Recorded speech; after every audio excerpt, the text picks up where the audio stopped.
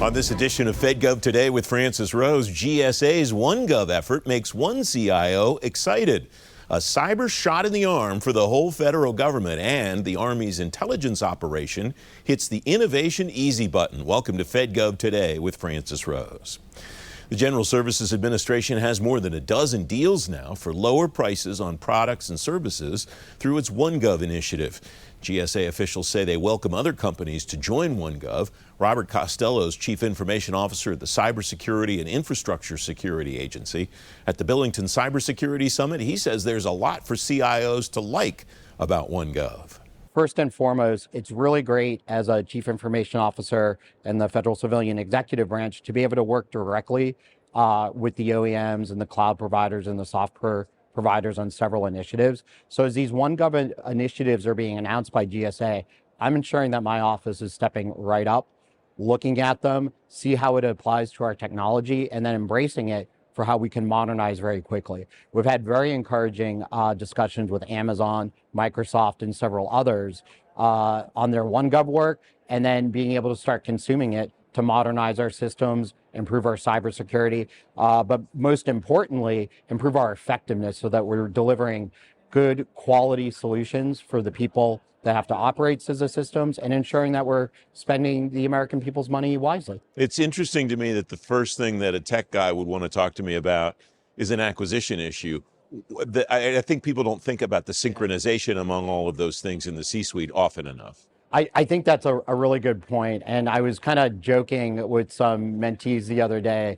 And, you know, when I was coming up, I always wanted to be a CIO. I'm like, that's got to be the job that it is. I didn't realize I would also have to understand acquisition, programmatics, the budgeting cycle. Like we often budget, 2 years, 3 years, 5 years when you get into that type of programming, that future looking initiatives. Yeah. So a big part of my job is actually contracting, acquisition, ensuring that we're running those programs efficiently, effectively, that they're delivering value.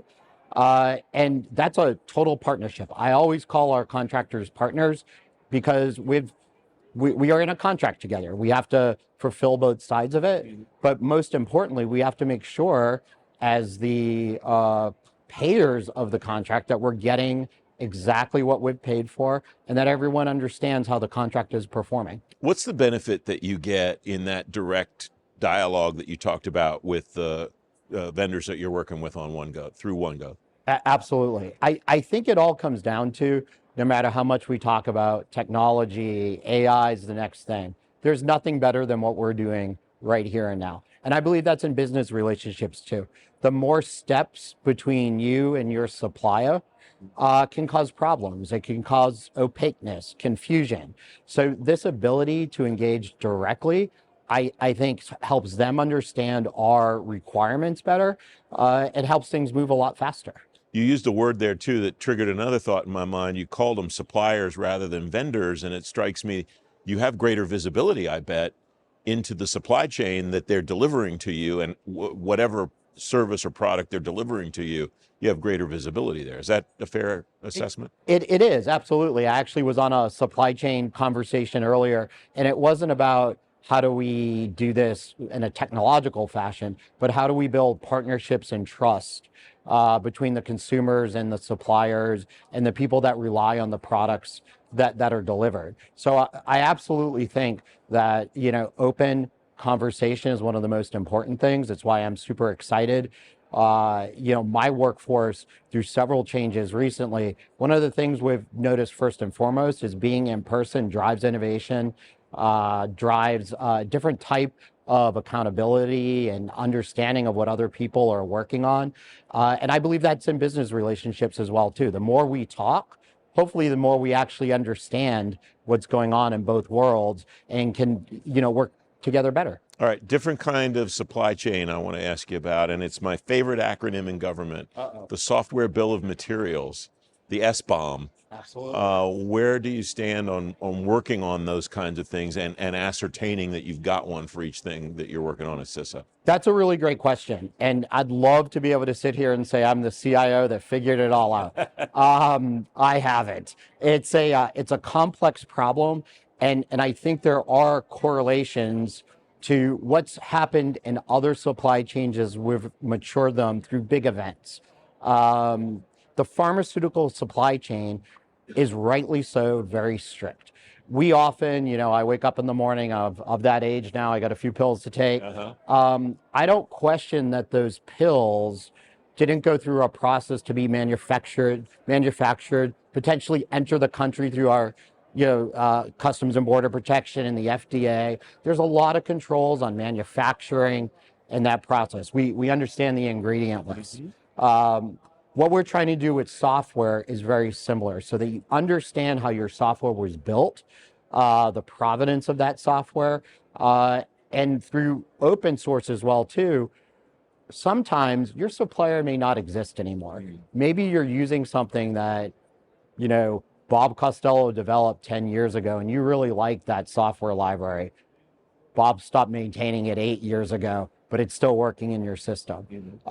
That's all part of the big complexity of SBOMs, or software bill of materials. We did just recently, earlier in September at CISA, release some guidance around this, and that was actually co-sealed with 18 other government agencies as well as international partners. And I think it's a great reference guide around, understanding SBOM, and also just, how we apply supply chain to the tech universe. You're at a really interesting pivot point, I think, in government, Bob, because you're the CIO, obviously, of CISA, so you're responsible for their technical operations. But since you're inside CISA, you see things that are valuable to technology and security leaders all across government. What kind of perspectives does that give you, do you think, on the problems, not just that you have, not just the challenges you have, but that your colleagues all throughout the CIO community and CIO Council are trying to work on right now? That's a really great question. And at first, when I've been at CISA now officially 4 years, last week of August. And one of the things that I really try for my office, and we talked about this at several recent conferences. We were out at Black Hat, Chris Butera and I, explaining what CISA's been up to. One of my big motivators is that my office should serve as an example to other CIO offices. That doesn't mean that me and my team are always getting it right, or we have no problems. I have problems like everyone else, but that we try and apply the principles that CISA wants other agencies to model, or our partners out in state, local, territorial, and tribal governments, or critical infrastructure. So I do sit in a unique space, and in recent months, since around February, we've actually brought my office kind of co-dual hatted between the agency overall and directly working for the cybersecurity division. That has enabled some enormous wins, and for my team to better understand what they need to be successful, and also for me to bring some of our ideas in when we're working on binding operational directives or new guidance. We can serve as a proving ground, a test ground, a gut check. When something might come down, I may be like, CIOs aren't going to react really well to that. Yeah. So it's an amazing opportunity for us right now at CISA to, I think, lead in a different way. And just going back to that, always a shout out to my team. It's a big team environment. I honestly believe I have the best possible team out there to tackle these problems right now. Bob Costello of CISA. You can read more about all the items I talked about with him on today's show page at fedgovtoday.com. Up next, a cyber shot in the arm for the whole federal government. FedGov Today with Francis Rose continues in a moment. Innovation doesn't wait, and neither do we. At Maximus, we solve problems. Streamlining operations, delivering solutions at speed and scale that drive measurable results. From strategy to execution, we simplify complexity, building trust through expertise and innovative technology. Every service, every time. Efficient government delivered. We don't follow innovation, we drive it. Maximus.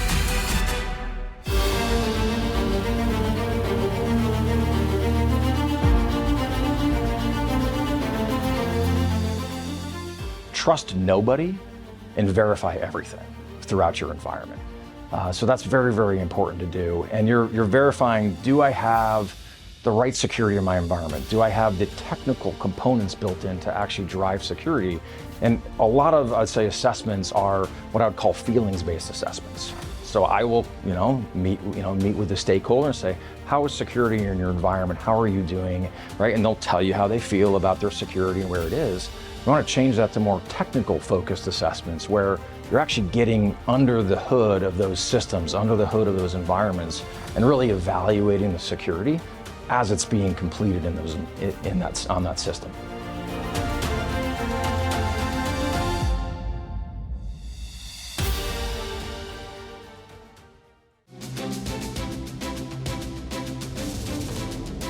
Welcome back. The Pentagon will start adding cybersecurity maturity model certification language to contracts in November.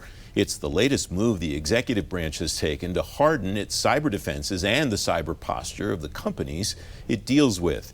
Dave Wenegren's Chief Executive Officer of ACT-IAC. It's great to see you, my friend. Thanks for joining me. This is just one example of ways that the department says, and the government as a whole says, is trying to be innovative about the way that it thinks about cyber and a lot of other issues. What are you seeing as opportunities for organizations to be innovative, not just in cyber, but all across their IT postures? Yeah, I think innovation is a top topic for the year ahead. For ACT-IAC, we give out innovation awards every year. We have a partnership with the Federal Innovation Council. So when we gather our government executives to opine about what's going to matter in the year ahead, the topics that continually come up, of course, AI and the consolidation efficiency agenda, but innovation. And so there are huge opportunities still to make innovation happen at scale and at speed as we go forward. What are the opportunities to tie the concept of innovation to mission delivery or something that has to happen back office to enable mission delivery so that folks just don't stay kind of in a brain set where they're just thinking about innovation that doesn't turn into something? Yeah, that really is the whole key, right? I mean, the administration is focusing a lot on mission outcomes, and that's what we should be focusing on. Where can we use innovation to make a difference with the mission that matters in a measurable way? And I'm a big believer in, you should ride the waves of change. And so, rather than batting your head against the wall, take these topics that are top of mind right now and use them. If AI is a priority, use AI to rapidly accelerate how you're going to bring innovation in. If acquisition reform is a priority, then let's continue to look at, I feel that we're still much more hampered by how we ask for innovation than by who we ask. And so are we doing things in our acquisitions that are encouraging alternative proposals, encouraging innovation, demanding innovation, and then measuring it? Because if we do status quo procurements, we won't do a change that matters. So if you partner those two things up with this idea that you mentioned about do it for the places that matter. We've done enough nibbling around web pages over the years. We need to apply innovation to the major muscle movements of agencies, the major challenges that face the government. There are success stories out there to that end too. So there are places for agencies to look at their colleagues and peers and see what the best practices are, mimic the successes that have already happened. Absolutely, absolutely. And that's one of the things that ACT-IAC does is, we try to bring government and industry together so we can share. There are definitely examples when you go look at the innovation awards we've given out, there's lots of great examples about how we're using things to change the way we respond to disasters and how we do learning and how we do all sorts of mission operations. But there's also still a lot of opportunity to use the commercial sector. There are commercial best practices that we could adopt more rapidly in government. And part of the sort of FAR 2.0 work that the government's embracing is, let's do more commercial contracting, more performance-based contracting, more opportunities to bring in these commercial best practices. You talk to folks on both the government side and the industry side of that equation. Is the government listening when the administration says commercial first? And does industry get a sense that government is listening to the commercial first concept? Yes, I think that it's with every change initiative. There are pockets of enthusiasm and pockets of less enthusiasm, right? But I do think we're starting to see that turn. Certainly, the work that the administration is focusing on about OneGov and FAR 2.0 are laser-like focused on this idea about you got to stop doing status quo procurements, right? That you got to do more commercial contracting, more mission-based, outcome-based. Can we measure it? Right? Can we do it quickly? All those things are the tenets that industry wants to hear government say they're going to do. Everything that we've talked about in this conversation is on the table. at Imagination ELC. It's about a month away. I'm excited to see you there this year. I've had to miss the last couple, and I will be there this year. What do you want me and everybody else that goes to take away from ELC 2025? Well, we are delighted, number one, that you're coming back, and we encourage all of your audience to come and be a part of the conference too, because there has never been a time when it's been more important to know what agencies are focusing on and what changes are going to take place as we build the agenda for the future. And so you will hear about all the topics we talk about today: the consolidation initiatives, acquisition reform, bringing innovation to government, AI. So come and be a part of the adventure. I will see you there. Thank you very much for joining me today. You can read more about all the issues Dave and I talked about on today's show page at fedgovtoday.com. Up next, the Army's intelligence operation hits the Innovation Easy button. FedGov Today with Francis Rose. We'll be right back.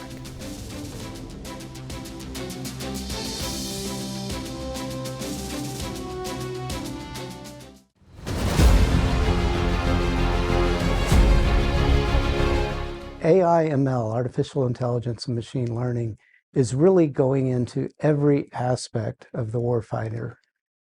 Weapon systems, sensors, the way we process command and control information, the way we identify targets, the way we gather intelligence, all of it is happening much more efficiently due to the use of AI, ML.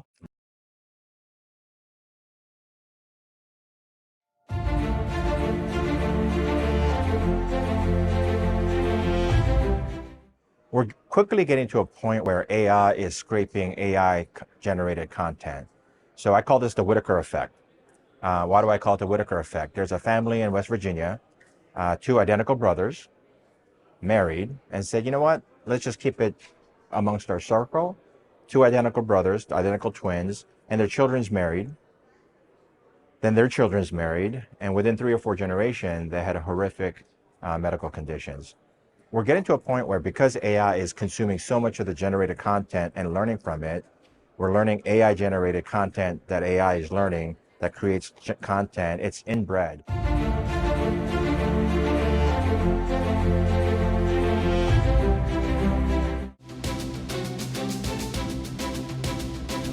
Welcome back. The Army's Directorate for Strategy and Transformation inside the Army Intel Corps may be a new office, but its work isn't new. The Directorate succeeds the ISR Task Force. Andrew Evans was the leader of the ISR Task Force. He's now the director of the Directorate. At the AFCEA and INSA Intelligence and National Security Summit, I asked him why the Army's intel operations needs to innovate.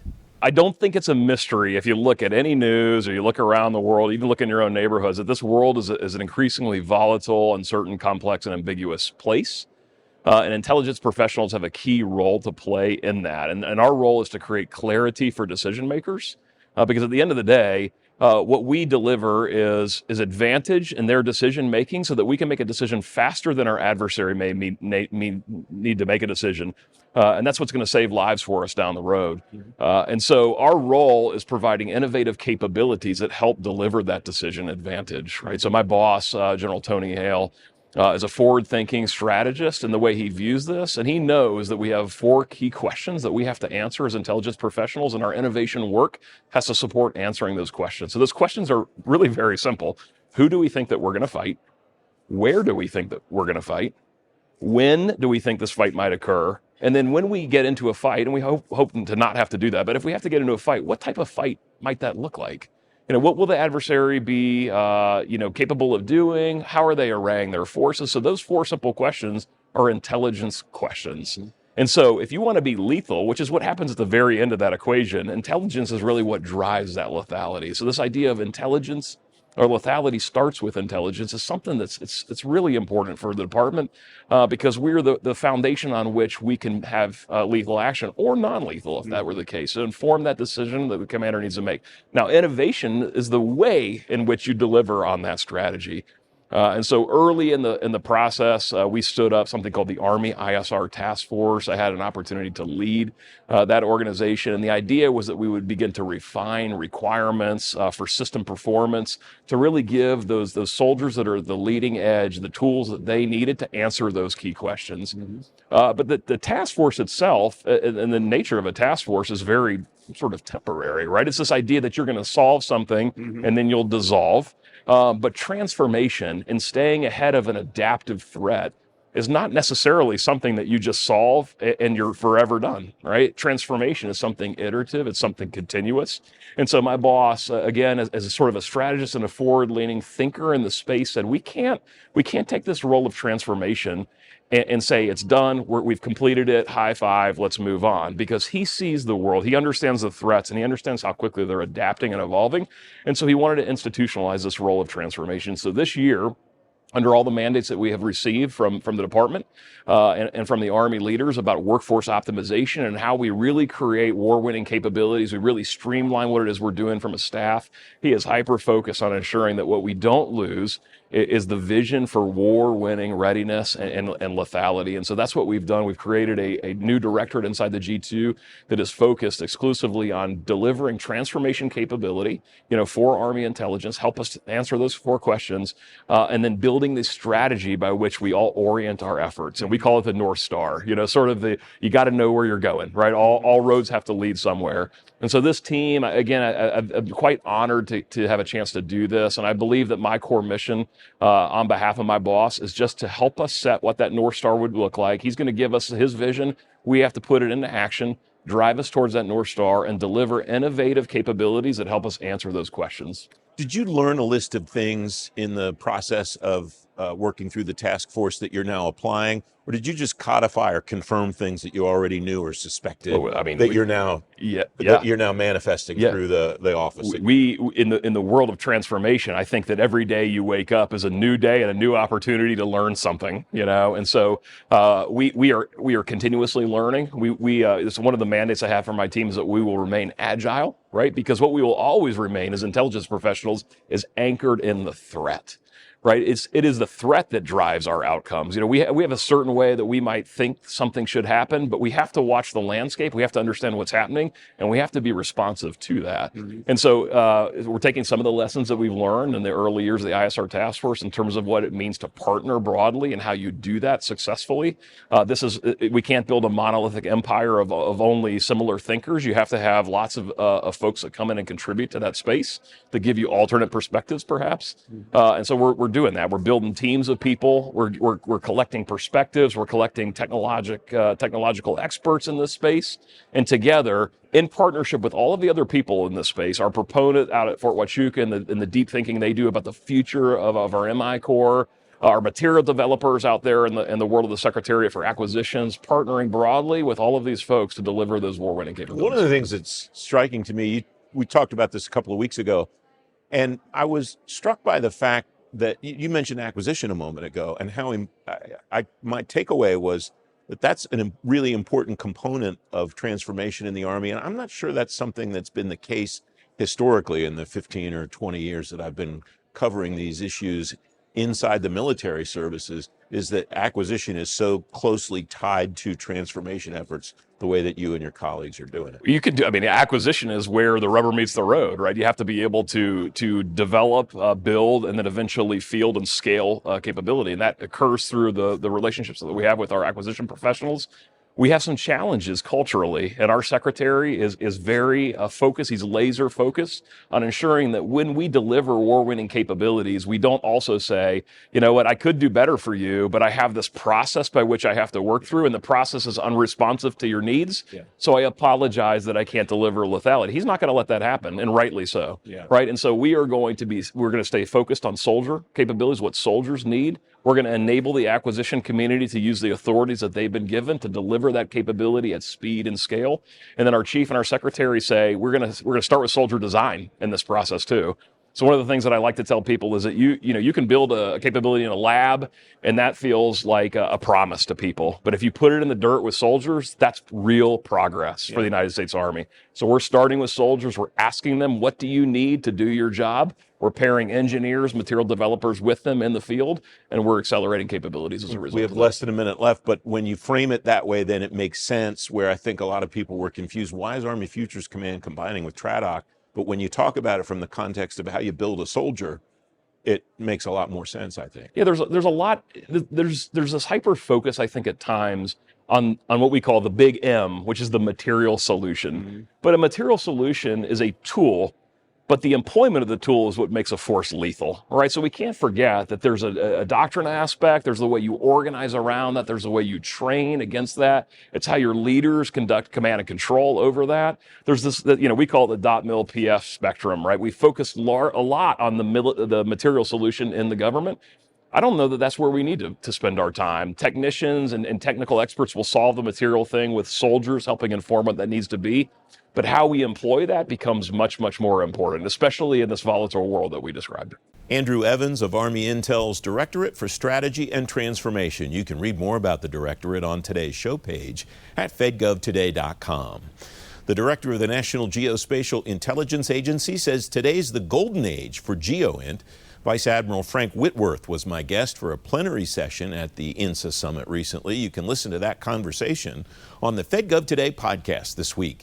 You get the 3-part series with Admiral Whitworth on Apple Podcasts, Spotify, and anywhere else you listen to podcasts, and always on demand at fedgovtoday.com. FedGov Today TV is back in a moment.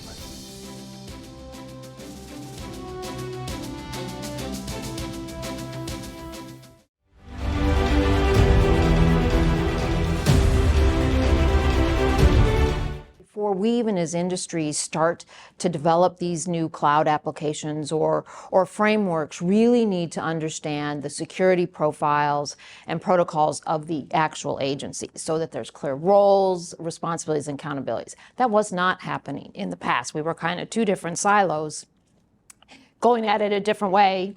You get to the ATO, and all of a sudden it's not compliant, right? So we're finding now that this partnership, but we had to come to the table with our expertise and be willing to share some of the threats that we're seeing even on our own internal networks or, and systems like that. So I think it's come a long way.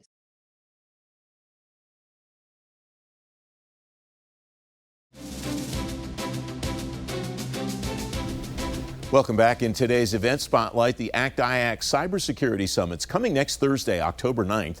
You'll meet leaders from DHS, HHS, the Justice Department, and more agencies. It's at the Carasoft Conference and Collaboration Center in Reston.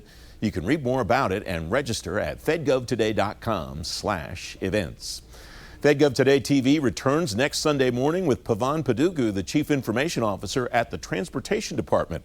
I'm Francis Rose. I'll see you then. Thanks for watching. Have a great week.